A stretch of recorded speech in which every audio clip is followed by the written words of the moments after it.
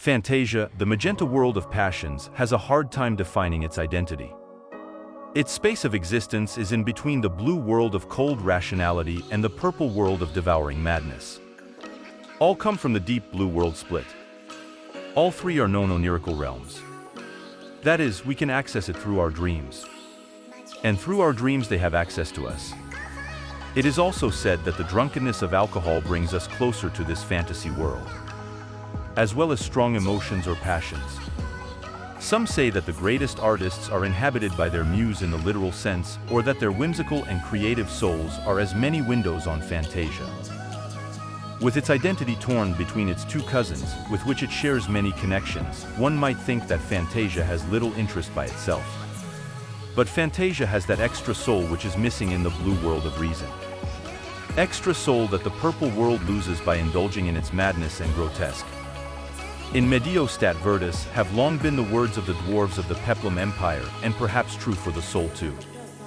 Because in the end of all the worlds surrounding ours, Fantasia is the only one who imitates us with love.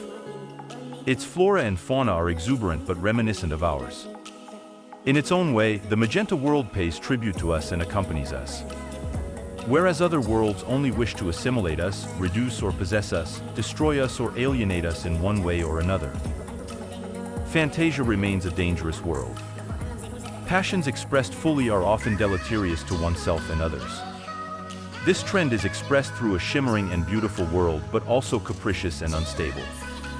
The senses and logic itself are saturated and constantly deceived. There are 7 archfays, similar to demigods, who share Fantasia. Morgana, the queen of fairies, is the dominant figure among these 7.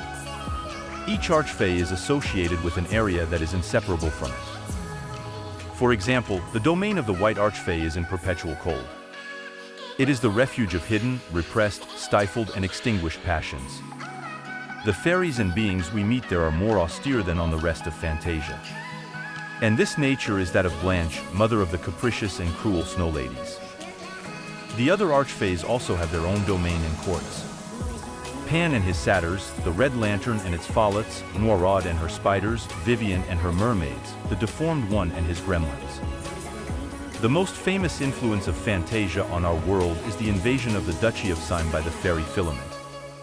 The latter transformed fauna and flora to make the peninsula an extension of Fantasia, inhospitable for most individuals.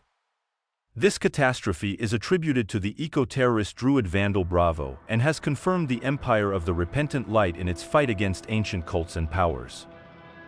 But Fantasia is more importantly the original world of the fairies and proto-elves, ancestors of the elves who would later found the ancient Maya Empire and the nomadic tribes of northern America.